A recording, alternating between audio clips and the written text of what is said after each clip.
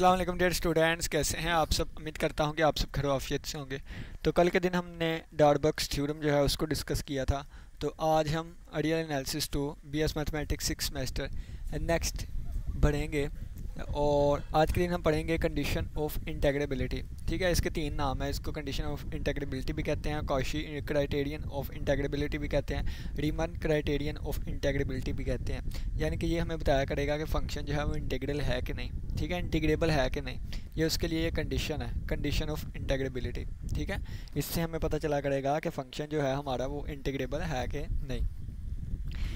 Necessary and sufficient condition, a necessary and sufficient condition for integrability of a bounded function f is that for every epsilon greater than 0 their corresponding delta greater than 0 such that for every partition p of a comma b with norm u of p less than delta upper sum with respect to partition p and function f minus lower sum with respect to partition p and function f is less than epsilon. ये हमारे पास जी इंटेग्रेबिलिटी condition है। क्या कहता है, दोबारा सुन लें कि हमारे पास एक बाउंडेड फंक्शन होगा। फंक्शन क्या होगा, बाउंडेड होगा। तो बाउंडेड को हम इस तरह भी ज़ाहिर करते हैं। ठीक है, फंक्शन क्या होगा, बाउंडेड फंक्शन होगा। ठीक है, तो नेक्स्ट क्या लिखा था, बाउंडेड फंक्शन है। ठीक है, बाउंडेड फंक्शन है और for every epsilon greater than 0 के लिए एक डेल्टा ग्रेटर दैन 0 आएगा। फॉर एवरी पार्टीशन पी, इसके नॉर्म कौन सी होगी, नॉर्म किसे कहते हैं, जितने भी सब इंटरवल बने हैं उसमें से जो मैक्सिमम लेंथ होगी ना उसको हम नाम कहते हैं, और वो डेल्टा से छोटी होनी चाहिए। और ये कंडीशन को सेटिस्फाई करे तो वो हमारे पास क्या होगा, ये वो फंक्शन फिर इंटीग्रेबल होगा। यानी कि कहने का मतलब ये है कि अगर हमारे पास एक फंक्शन है तो फॉर एप्सिलॉन ग्रेटर दैन 0 के लिए वहाँ एक डेल्टा ग्रेटर दैन 0 एक ऐसा आना चाहिए कि नॉर्म की जो वैल्यू है वो हमारे पास लेस दैन डेल्टा हो। और अगर फंक्शन का अपर सम माइनस उस फंक्शन का लोअर सम किसी भी पार्टीशन के लिए इनका डिफरेंस जो है वो अगर लेस दैन एप्सिलॉन आ गया तो हम कहेंगे कि वो फंक्शन इंटेग्रेबल है। और इस वाली चीज़ को हम ऐसे भी लिमिट अप्लाई करके लिख सकते हैं। ठीक है, इसको भी पढ़ते हैं। ये लिखा हुआ है आर, यानी कि इसको इस तरह भी लिखा जा सकता है, a necessary and sufficient condition for the integrability of a bounded function is that, कि अगर हम उसकी लिमिट लें, लिमिट लेनी है कहाँ पे, इन्फिनिटी पे लेंगे, एन अप्रोचेस टू इन्फिनिटी कर दें, यानी कि एन अप्रोचेस टू इन्फिनिटी कर देंगे। एन क्या होता है ये मैं आपको बता देता हूँ। यानी कि अगर हमारे पास कोई इस तरह का ग्राफ है, ये वाला ग्राफ है, तो इसमें ये एक और ये 2 पॉइंट्स हमने ले लिए। ठीक है, तो ये एक इंटरवल बन गया। अब एन की वैल्यू कितनी होगी, 1। अब अगर मैं ये यानी कि अब दो सब इंटरवल बन जाएंगे, एक ये वाला पहला और एक ये वाला। अब एन की वैल्यू 2 हो गई, 3 4 5 6 7 8 9 10 11, जितने जितने हम सब इंटरवल करी जाएंगे, जितने ज़्यादा सब इंटरवल होंगे उतनी ज़्यादा उन सब इंटरवल्स की लेंथ होगी। अगर मैं इन्फिनिट इंटरवल्स कर दूँ, इन्फिनिट से सब इंटरवल कर दूं, तो उनकी जो लेंथ होगी वो बहुत ही छोटी छोटी हो जाएगी। तो उन छोटी लेंथ में से जो सबसे मैक्सिमम लेंथ होगी वो भी 0 को अप्रोच करती होगी। ठीक है, तो ये कहने का मतलब है एन अप्रोच कर पाए इन्फिनिटी पे, या आप मी ऑफ पी अप्रोच करवा दे 0 पे, दोनों का मतलब एक ही है। ठीक है, तो इसका आंसर किसके इक्वल आए, 0 के इक्वल आए। ठीक है, यानी कि इन्फिनिट पे जाके अपर सम और लोअर सम आपस में इक्वल हो जाएं, कि यानी कि यूपीएफ में से एलपीएफ माइनस करें तो आंसर 0 आए। ठीक है, इन्फिनिट पे जाके उनके दरमियान डिस्टेंस जो है वो 0 हो जाए। कब, जब n को हमने इन्फिनिट कर दिया है। तो फिर इसका मतलब क्या है कि अपर इंटेग्रल इक्वल आ जाएगी लोअर इंटेग्रल के। ठीक है, और वो हमारे पास फंक्शन इंटेग्रेबल हो जाएगा। ठीक हो गया, यानी कि इसी चीज़ को हमने इस तरह लिखा हुआ है। आगे पढ़ लेते हैं। कहते हैं वन नाम जो है वो पार्टीशन लीड्स टू 0, इसका मतलब क्या है, एन अप्रोचेस टू इन्फिनिटी भी कह सकते हैं, यहाँ पे नहीं लिखा हुआ। अब इसकी सेकंड फॉर्म पे चलते हैं। ठीक है, सेकंड फॉर्म पे अ bounded function F is integrable, एक यानी कि इनको प्रूव भी करेंगे ना हम, तो पहले हम स्टेटमेंट्स समझ लेते हैं किस किस तरह स्टेटमेंट्स आ सकती हैं। अब bounded function f is integrable होगा इस इंटरवल पे इफ़ एंड ओनली इफ, वहाँ पे पहली दूसरी तीसरी जो हम पहले चीज़ें देख के आए उसमें नेसेसरी एंड सफिशिएंट लिखा हुआ था, यहाँ पे इफ़ एंड ओनली इफ लिख दिया गया है।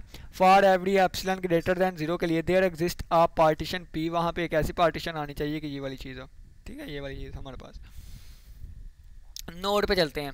कहते हैं comparison of two forms indicates that form the necessary point of view, the first form is stronger then the second but from the sufficient point of view the second form is stronger then the first. कहता है अगर हम comparison करें दोनों forms का, अगर हम दोनों फॉर्म्स का कंपैरिजन करें तो कहता है कि from the necessary point of view से अगर हम देखें तो पहली फॉर्म स्ट्रॉन्गर है। नेसेसरी पॉइंट ऑफ व्यू से क्या कि ये पहली फॉर्म पे आ जाए। इसका नेसेसरी क्या है कि बाउंडेड फंक्शन हो, ठीक है। इसमें देखिए कितना ज़्यादा जिक्र किया होगा, बाउंडेड फंक्शन हो, एप्सिलॉन ग्रेटर दैन जीरो हो, वहाँ पे एक delta greater than zero exist करे for all partitions A comma for ever partition P, ठीक है, ए कोमा बी, और ये वाला रिजल्ट। तो ये नेसेसरी हिसाब से ना हमारे पास इंपॉर्टेंट फॉर्म है। और जो दूसरी सेकंड फॉर्म हमने पढ़ी है कहता है वो सफिशिएंट लिहाज से इंपॉर्टेंट होगी, ठीक है। But from the sufficient point of view the second form is stronger than the first. तो दूसरी फॉर्म कौन सी है, ये सेकंड फॉर्म की तरफ अगर आ जाए हम, तो सेकंड फॉर्म इसको नाम दिया गया होगा जहाँ तक मुझे लगता है, ठीक है। तो ये सेकंड फॉर्म क्यों है, क्योंकि यहाँ पे मियो ऑफ पी जो है वो अप्रोचेस टू ज़ीरो कर रहा है, तो यहाँ से ऊपर तक जाना आसान होगा और ये हमें स्ट्रॉन्ग रिजल्ट देता है, ठीक है।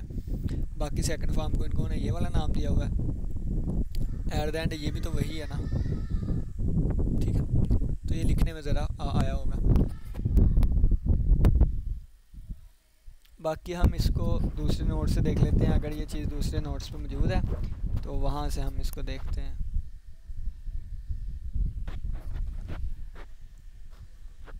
दूसरे नोट से शायद हमें मिल जाए।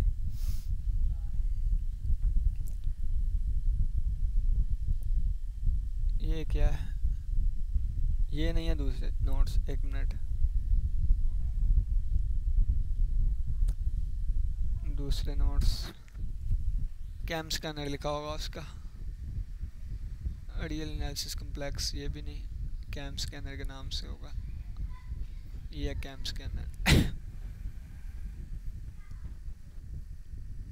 हाँ जी ये कंडीशन ऑफ इंटीग्रेबिलिटी आ गई है, तो ये हमारे पास आ गया, नोट भी आ गया। यानी कि इससे पढ़ लेते हैं, necessary and sufficient condition, necessary and sufficient condition for integrability of a boundary function f is that for every epsilon greater than 0, वहाँ पे एक correspondence delta आना चाहिए for every partition of a comma b with नाम ये वाली होगी और ये वाला हमारे पास होगा, ठीक है। This theorem can also be follow as necessity, यानी कि इस थ्योरम को इस तरह भी लिखा जा सकता है, necessity and sufficient condition for integrability of a bounded function F is that के लिमिट ये हमारे पास 0 के इक्वल है, ठीक है, और विद नॉर्म यूपी या, ठीक है, टेंड्स टू 0। अब आगे आ गया bounded function f is integrable on a comma b if and only if for every epsilon greater than 0 there exists a partition p of a comma b such that कि ये वाली चीज़ हो। Comparison of two forms indicate that the form, यानी कि अब एक form ये पहले वाली है और दूसरी फॉर्म ये है। तो कहता है जो पहली फॉर्म है ना वो नेसेसिटी के हिसाब से स्ट्रॉन्गर है और दूसरी जो है वो सफिशिएंट के हिसाब से हमारे पास क्या है, स्ट्रॉन्ग है। नेक्स्ट चलते हैं, कंडीशन ऑफ इंटीग्रेबिलिटी, इसको यानी कि अब हम प्रूव करेंगे। क्या कहता है, यानी कि पहले दोबारा इसकी दो स्टेटमेंट्स लिखी गई हैं। अब फंक्शन इज़ इंटीग्रेबल होगा कब, विद रिस्पेक्ट टू अल्फ़ा होगा और ए कोमा बी इंटरवल पे if and only for every epsilon greater than 0 के लिए वहाँ पे एक ऐसी पार्टीशन एग्जिस्ट करे सच दैट, ये वाली चीज़, ठीक है। दोबारा स्टेटमेंट, और आपको पता है कि इस वाले को ना हम कैपिटल एस से भी डिनोट कर सकते हैं, ठीक है, अपर सम को, और लोअर सम को स्मॉल एफ से भी डिनोट कर, स्मॉल एस से भी डिनोट कर सकते हैं, ठीक है। तो ये अब दूसरी आगे कहता है let f is a bounded function. ये मैंने आपको बता दिया बाउंडेड फंक्शन, इसका मतलब क्या है, इसमें तमाम बाउंडेड फंक्शन होंगे जो कि ए कोमा बी पे बाउंडेड हैं और उसमें से एफ लिया है, तो यानी कि एफ क्या है, बाउंडेड फंक्शन। अल्फ़ा क्या है, मोनोटोनिकली इंक्रीजिंग होगा bye the definition of integration में, ये सीट सारी पढ़ के आए इंटीग्रल में। और ए कोमा बी और एफ बिलोंग करेगा Riemann Stieltjes integral if and only for every epsilon greater than 0 के लिए ऐसी पार्टीशन आई, यानी कि ये वाली चीज़। चलें जी इसके प्रूफ पे चलते हैं। प्रूफ का मतलब क्या है कि हम ये चीज़ें लेके ना, यानी कि हम ये वाली चीज़ें सारी ऊपर वाली लेके इस वाली चीज़ को प्रूव करेंगे, ठीक है। तो चलिए जी प्रूव करते हैं। अब क्या बता दिया गया था नेसेसरी कंडीशन में कि एफ़ जो है ये बिलोंग करता है कहाँ से, रीमन इंटीग्रल से। इसका मतलब क्या है, रीमन, यानी कि हमारे पास एफ़ क्या होगा, एफ़ क्या होगा, ये लिखना यहाँ पे, ये पॉइंट लिखा हुआ है, एफ़ इज़ बिलोंग्स टू रीमन स्टिल्जेस, ठीक है। रीमन स्टिल्जेस से एस भी आएगा, अल्फ़ा भी आएगा, ठीक है। रीमन स्टिल्जेस से है, तो इसका मतलब क्या है कि यानी कि अब हम मान के चल रहे हैं कि एफ़ इंटीग्रेबल है, यानी कि एफ़ इंटीग्रेबल से, एफ इज़ इंटीग्रेबल से हमने क्या साबित करना है, हमने ये साबित करना है U P F alpha minus L P F alpha less than epsilon, ठीक है। यानी कि इंटीग्रेबल से भी ये प्रूव करना है, फिर यहाँ से ये इंटीग्रेबल प्रूव करेंगे, ठीक है। इंटीग्रेबल हमने डिसाइड कर लिया इसको इस इंटरवल पे, ठीक है, इस इंटरवल पे। तो इंटीग्रेबल क्या मतलब क्या होता है कि लोअर इंटीग्रल का आंसर अपर इंटीग्रल के आंसर के इक्वल आता है, और ये हम इस तरह लिखते हैं, यानी कि फंक्शन इज़ इंटीग्रेबल। ये डेफिनेशन हमने अप्लाई कर दिया। तो लेट कर लिया है epsilon greater than 0 be any number, कोई भी नंबर है, since upper and lower integral are the infimum and supremum respectively. जो अपर इंटीग्रल होती है ना, ये हमारे पास इन्फीमम होती है अपर सम्स की, और जो लोअर इंटीग्रल होती है ये सुप्रीमम होती है। यानी कि अगर मैं कहूँ कि इन्फीमम ऑफ यू क्या है, वो तमाम अपर सम जो है उनका सेट है, तो उसकी जो इन्फीमम वैल्यू होगी ना, इसको कहते हैं अपर इंटीग्रल, ठीक है। और इसी तरह जो सुप्रीमम वैल्यू होती है एल की, एल क्या है यहाँ पे तमाम लोअर सम्स में से जो सबसे बड़ी वैल्यू होगी इसको कहते होते हैं लोअर इंटीग्रल, ठीक है, एफ डी अल्फ़ा। और ये ए के नीचे डैश आएगी, ठीक है, ए के नीचे डैश आएगी, बाहर आएगी, ये लिखा हुआ है, ठीक है। क्या कि अपर जो है ये इन्फीमम होती है और लोअर इंटीग्रल क्या होती है, सुप्रीमम होती है। आगे लिखा हुआ है of the upper and lower sums respectively, यानी कि जो इन्फीमम होगी वो अपर वालों की होगी और अपर सम्स वालों की होगी, जो सुप्रीमम होगी वो लोअर सम्स वालों की होंगी। कहते हैं there exist a partition P1 and P2 of A, B such that, ये वाली चीज़। अब ये कहाँ से आई, ये डार्बक्स थ्योरम जो है हम पीछे वाले लेक्चर में डिस्कस करके आए थे, मैं आपको दिखा देता हूँ, ठीक है। डार्बक्स थ्योरम,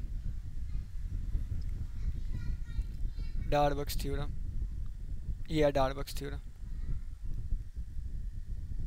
ये है डार्बक्स थ्योरम, ठीक है। ये वाले दो रिजल्ट लिखे हुए हैं कि यू पी एफ जो अल्फ़ा जो है वो लेस देन है किससे, इस वाली चीज़ से, अपर इंटीग्रल प्लस एप्सिलॉन, और ये चीज़ जो है वो ग्रेटर देन है किससे, लोअर इंटीग्रल माइनस एप्सिलॉन, ठीक है, ये वाली चीज़।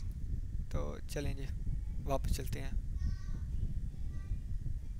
ठीक हो गया। यानी कि ये दो रिजल्ट कहाँ से आए, डार्बक्स से, ठीक है, डार्बक्स वाले से। लेट पी हमारे पास कॉमन डिफाइनमेंट है, तो कॉमन डिफाइनमेंट की डेफिनेशन पढ़ के आई कि फ़र्ज़ किया पी हमारे पास कॉमन डिफाइनमेंट है P1 और P2 की, ठीक है। तो इसको फिर हम लिखते हैं इसके यूनियन में by the definition of common refinement. Therefore हमारे पास क्या होगा कि हम ये भी एक रिज़ल्ट पढ़ के आए कि यू पी जो कॉमन डिफाइनमेंट होती है ना, अगर उसका हम अपर सम लें तो ये less than or equal to होता है दूसरे वाले के, और इसी तरह अगर लोअर वाले का लें ना, यानी कि अगर मैं लोअर वाला लिखना चाहूँ तो लोअर जो कॉमन डिफाइनमेंट है ना वो हमारे पास होता है less than greater than or equal to L P F alpha. और ये जो पहली पार्टीशन है ये कॉमन है, कॉमन डिफाइनमेंट है, यहाँ पे अपनी मर्जी से P1 भी लिख सकते हैं P2 भी, इसी तरह यहाँ भी अपनी मर्जी से P1 भी लिख सकते हैं P2 भी, क्योंकि P1 की भी कॉमन डिफाइनमेंट है और P2 की भी कॉमन, यानी कि दोनों की कॉमन डिफाइनमेंट है ना, तो अपनी मर्जी ये रिजल्ट P1 के लिए भी होल्ड करेगा, ये P2 के लिए भी, ये रिजल्ट P1 के लिए भी होल्ड करेगा, P2 के लिए भी, ठीक है। और ये देखें क्या लिखा हुआ है, कहता है यू पी एफ अल्फ़ा जो है ये less than or equal to इसके होगा, ठीक है। ये रिजल्ट जो मैंने आपको बताया और इसका स्पेशली हमने प्रूव भी किया हुआ है, और जिसमें W1 W2 को इन्फीमम सुप्रीमम कहा था, ये वाली चीज़ है, ठीक है। और ये वाली चीज़ किससे लेस देन है, इससे बाय यूजिंग द डार्बक्स थ्योरम, ठीक है, यानी कि ये वाली चीज़ इससे लेस देन है, ये ऊपर वाला रिजल्ट हमने यूज़ किया है। अब ये देखें, अब यहाँ से देखें, अब इस सेकंड वाली चीज़ को उठाएं, यानी कि ये जो सेकंड नंबर पे लिखा हुआ है ना LP2 एफ अल्फ़ा, LP1 या 2 लिखा हुआ है, 2 लिखा हुआ है, LP2 एफ अल्फ़ा जो है वो ग्रेटर देन है इस वाली चीज़ से, इसको उठाएं। अब ये एप्सिलॉन बाय 2 इधर जाकर मैं प्लस करने लगा हूँ, तो क्या बन जाएगा हमारे पास LP2 एफ अल्फ़ा जो है ये प्लस एप्सिलॉन बाय 2 हो गया, उधर जाके आगे यहाँ पे ग्रेटर देन लिखा हुआ है तो ग्रेटर देन आ जाएगा A से B F D अल्फ़ा। इसको मैं थोड़ा सा ना घुमा देता हूँ, यानी कि इस तरह कर देते हैं, यानी कि ये चीज़ लेस देन है, इसको लिख लेते हैं किसके, LP2 एफ अल्फ़ा और प्लस एप्सिलॉन बाय 2 से। तो इस वाले की जगह पे, यानी कि इस वाले की जगह पे मैंने क्या चीज़ लिख देनी है, मैंने ये वाली चीज़ लिख देनी है, और साइन किसका आ जाना है, लेस देन का आ जाना है। तो इसको रेज़ करने के लिए रेज़ करके मैं इसके आगे लिखने लगा हूँ, यानी कि अब मैं यहाँ पे चीज़ लिखने लगा हूँ, ठीक है, यहाँ पे लिखने लगा हूँ। देखें अब इस वाली चीज़ की जगह मैं क्या लिखने लगा हूँ, ये वाली, तो आ जाएगा LP2 F alpha plus epsilon bye 2, और ये आगे प्लस एप्सिलॉन बाय 2 लिखा हुआ है, प्लस एप्सिलॉन बाय 2। अब इसकी जगह पे ये चीज़ रखी है तो लेस देन साइन था तो मज़ीद लेस देन हो जाएगा, ठीक है। तो यहाँ से क्या आ गया हमारे पास, क्या यू पी एफ अल्फ़ा जो है, यू पी एफ अल्फ़ा जो है ये लेस देन आ जाएगा, क्योंकि यहाँ पे लेस देन का साइन है, लेस देन आ गया किससे, LP2 F alpha, LP2 F alpha या P कह लें आप, ठीक है, या P कह लें, तो और किससे आया, epsilon bye 2 plus epsilon bye 2, तो ये हमारे पास एप्सिलॉन आ गया, ठीक है। यहाँ पे एप्सिलॉन बाय यहाँ 2 ही लिखा रहने दे, ठीक है, अभी फ़िलहाल 2 ही लिखा रहने दे, आगे वाले स्टेप में मैं ठीक कर देता हूँ, ठीक है। ये वाली चीज़ आ गई, अब ये वाली चीज़ आ गई, अब ये वाली चीज़ आ गई, एक मिनट मैं आगे इसको प्रोसीड करता हूँ।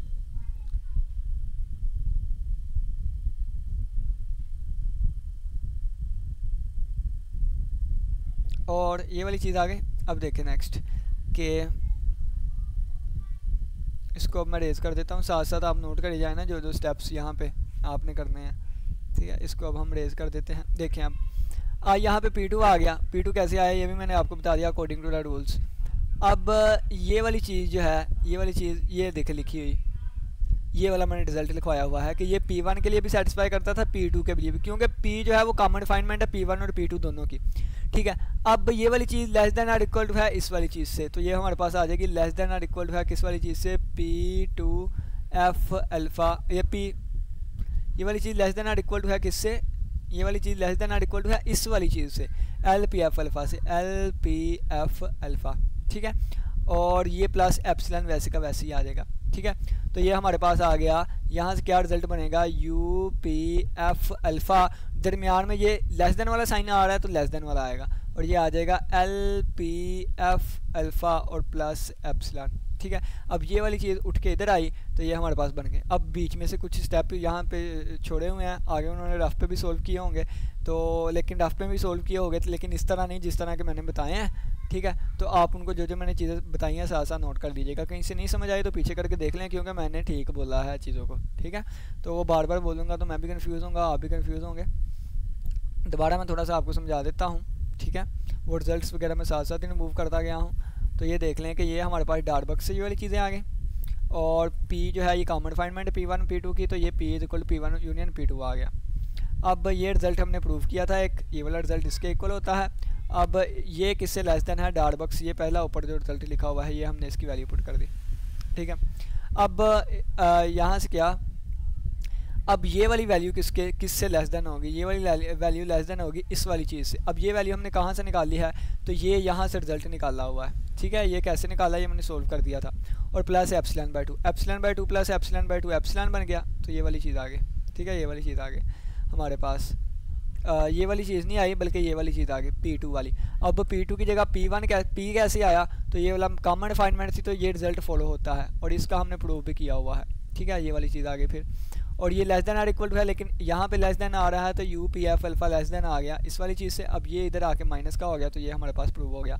यानी कि फंक्शन को हम इंटीग्रेबल लेके चले थे, इंटीग्रेबल यानी कि अपर लोअर और ये आपस में इक्वल आ रहे थे, इंटीग्रेबल लेके चले थे और हमने ये वाली चीज़ साबित कर दी, ठीक है। ये वाली चीज़ अब इसको लेके चलेंगे और इंटीग्रेबल साबित करेंगे, ठीक है। तो चलिए आइए अब इसकी सफिशिएंट कंडीशन पे आते हैं। सफिशिएंट कंडीशन पे आ गए हम। फार एप्सिलॉन ग्रेटर दैन 0 के लिए लेट P हमने कहा पार्टीशन है A, B इंटरवल की, ठीक है। और फार विच ये वाला रिजल्ट है, ठीक है। अब यहाँ से इसको अब हमने गिवन में ले लिया, और दूसरा हम इसको इंटीग्रेबल प्रूव करेंगे कि F इंटीग्रेबल है। For any partition P we know that, किसी भी पार्टीशन के लिए ये वाला चीज़ हम जानते हैं, इसका हम स्पेशली प्रूव भी करके आए हैं कि जो होता है लोअर सम्स जो होते हैं ये लेस देन और इक्वल टू होता है अपनी सुप्रीमम वैल्यू से। यानी कि ये चीज़ ना मैं यहाँ पे आपको लिख के दिखाता हूँ, ये चीज़ मैं आपको यहाँ पे लिख के दिखाता हूँ।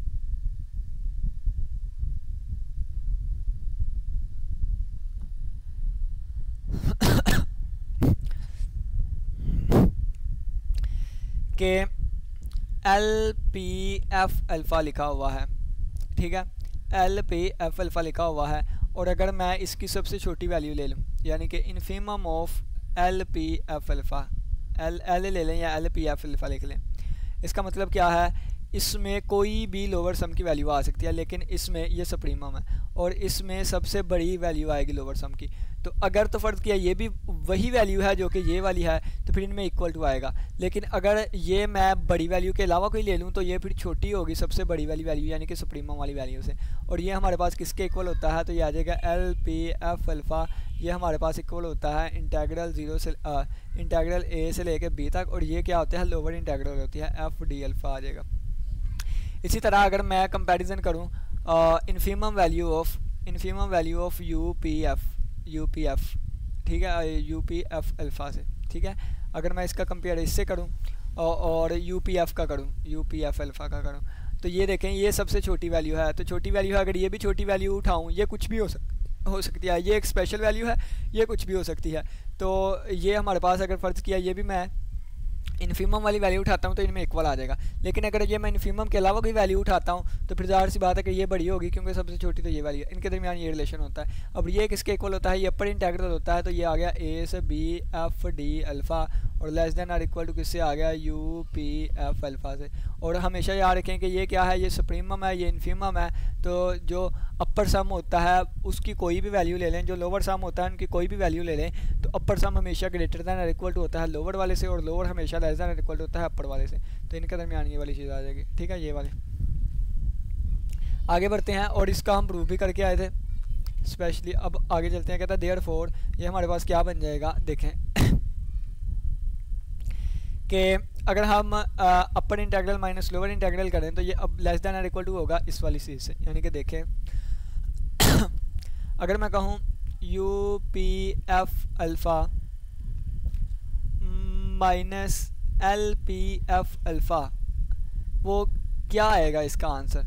तो ये देखें कि हमें पता है कि यू पी एफ अल्फ़ा जो है ना, यू पी एफ अल्फ़ा ये ग्रेटर दैन और इक्वल टू होता है इससे, और ये वाली चीज़ जो है ना हमारे पास, ये वाली चीज़ ये लेस दैन और इक्वल टू होती है इससे, ठीक है। यानी कि ये जो है बड़ा है और यहाँ पे ये वाली चीज़ जो है वो छोटी है। लेकिन हमेशा याद रखें कि मैंने पहले आपको बताया कि अपर सम वाली वैल्यू हमेशा बड़ी होगी और लोअर सम वाली वैल्यू हमेशा छोटी होती है, ठीक है। और यहाँ पे भी यानी कि मतलब ये है कि ये अगर हम अपर इंटीग्रल लें, अगर हम अपर इंटीग्रल लें तो ये भी हमारे पास ग्रेटर दैन और इक्वल टू होगा लोअर इंटीग्रल से, ठीक है, लोअर इंटीग्रल से। और इसी तरह अपर सम जो है ये भी लेस दैन होगा, ये भी लेस दैन, ये भी ग्रेटर दैन और इक्वल टू होगा लोअर वाले से, ठीक है, लोअर वाले सम से। अब अगर मैं इसमें से, अगर मैं अपर सम वाले में से लोअर सम निकालूं तो U P F alpha minus L P F alpha कर दूं, तो एक minute, U P F alpha minus L P F alpha करूँ, ठीक है। तो ये वाली वैल्यू का जो आंसर आएगा ना, इसका फ़र्ज़ किया कोई भी आंसर आता है वो ग्रेटर दैन और इक्वल टू होगा इनको माइनस करने से जो आंसर आएगा, ठीक है। फ़र्ज़ किया है कि इसकी वैल्यू मैं इन्फीमम वाली ही इसकी वैल्यू मैं अपर इंटीग्रल वाली लेता हूँ और इसकी लोअर इंटीग्रल वाली लेता हूँ, तो फिर U P F alpha minus L P F alpha जो है वो इक्वल टू आ जाएगा किससे, ए से लेकर बी तक, यानी कि upper integral minus lower integral के, ठीक है, upper integral minus lower integral के। कब, जब ये वैल्यूज़ भी, ये भी अपर इंटीग्रल हो ये लोअर इंटीग्रल, अगर लेकिन ये अपर इंटीग्रल ना हो इसके अलावा की वैल्यू हो और ये लोअर इंटीग्रल ना हो इसके अलावा कोई इस तरह की वैल्यू हो दोनों केसेस में, तो फिर ये हमारे पास ये ग्रेटर दैन और इक्वल टू आता है इससे, ठीक है, ग्रेटर दैन और इक्वल टू इससे आता है। तो ये वाला रिजल्ट यहाँ पर लिखा हुआ है कि ये वाली वैल्यू हमारे पास जो है ये लेस दैन और इक्वल टू होगी इस वाली से, और इसका आंसर लेस दैन एप्सिलॉन आएगा। यानी कि ये हमारे पास एक ऐसा एप्सिलॉन एग्जिस्ट करेगा क्या, यानी कि एप्सिलॉन कैसे आएगा, तो ये ऊपर लिखा हुआ है क्योंकि इसको हम गिवन के तौर पे लेके चले हैं कि इसका आंसर क्या है, लेस दैन एप्सिलॉन आएगा। यानी कि इसका आंसर जो है वो लेस दैन एप्सिलॉन आएगा, लेस दैन एप्सिलॉन आएगा, ठीक है। तो इससे क्या पता चला कि ये वाली चीज़ लेस दैन एप्सिलॉन आ गई है, ठीक है। यानी कि इससे क्या पता चला कि ये वाली चीज़ जो है ये लेस दैन और इक्वल टू थी, ये लेस दैन थी, तो लेस दैन किससे आ गई, एप्सिलॉन से आ गई। तो ये वाली चीज़ लेस दैन एप्सिलॉन से आ गई, एप्सिलॉन से आ गई है। अगर ये वाली चीज़ हमारे पास लेस दैन एप्सिलॉन है तो फिर ये हमारे पास दोनों आपस में इक्वल होंगे, ये दोनों आपस में इक्वल होंगे, और ये इस तरह नहीं था ना, इसके साथ शायद लिमिट लगनी थी, ठीक है, इसके साथ शायद लिमिट लगनी थी, और इसके साथ लिमिट लगेगी कि लिमिट जब हम, इसका मतलब क्या होता है, इसका मतलब होता है कि limit n approaches to infinity ले लें, या इसको लिख लें या इसको लिख लें कि नॉर्म जो है यानी कि म्यू ऑफ पी जो है या वो ज़ीरो को अप्रोच कर जाए, तो उस वक़्त फिर इसकी मदद से हम लिख सकते हैं कि इंटीग्रल ए से B F D alpha minus integral A से बी एफ डी अल्फ़ा, और ये कौन सी है, ये अपर है ये लोअर है, इसका आंसर ज़ीरो के इक्वल आएगा, ठीक है। और फिर ये आपस में इक्वल हो जाएंगे, इक्वल हैं तो ये कहाँ से बिलोंग कर जाएगा, यहाँ से बिलोंग कर जाएगा। यानी कि इसके आगे ये स्टेप भी आप पढ़ सकते हैं, करने हैं तो नहीं तो डायरेक्ट ही लिख लें यहाँ से ये, ठीक है, कि अगर उनका डिफरेंस बहुत कम हो गया है, लेस देन एप्सिलॉन हो गया है, तो वो हमारे पास दोनों आपस में इक्वल हो जाएंगे। ठीक है, अगर दो चीज़ों का जो डिफरेंस है वो लेस देन एप्सिलॉन हो जाए और एप्सिलॉन एक बहुत छोटा नंबर हो तो हम कहते हैं कि वो दोनों चीज़ें आपस में इक्वल हैं, और आपस में दोनों अपर और लोअर इक्वल आ गई तो इसका मतलब ये क्या है कि फंक्शन रीमन स्टिल्टस है। तो हमारे पास देखें इंटीग्रेबिलिटी, पहले हमने इंटीग्रेबिलिटी से हमने ये वाला रिजल्ट प्रूव किया था और फिर हमने इससे ये वाला चीज़ हमने प्रूव कर दी कि ये इंटीग्रेबल है, तो इसको कहते हैं इंटीग्रेबिलिटी क्राइटेरिया। अब ये चीज़ें आप फॉर्मूले में साइड पे लिखी हुई हैं, ठीक है, जो जो यहाँ पे यूज़ हुई थी तो मैंने आपको बता दी थी। अब इनको आप खुद पढ़ लीजिएगा, ठीक हो गया।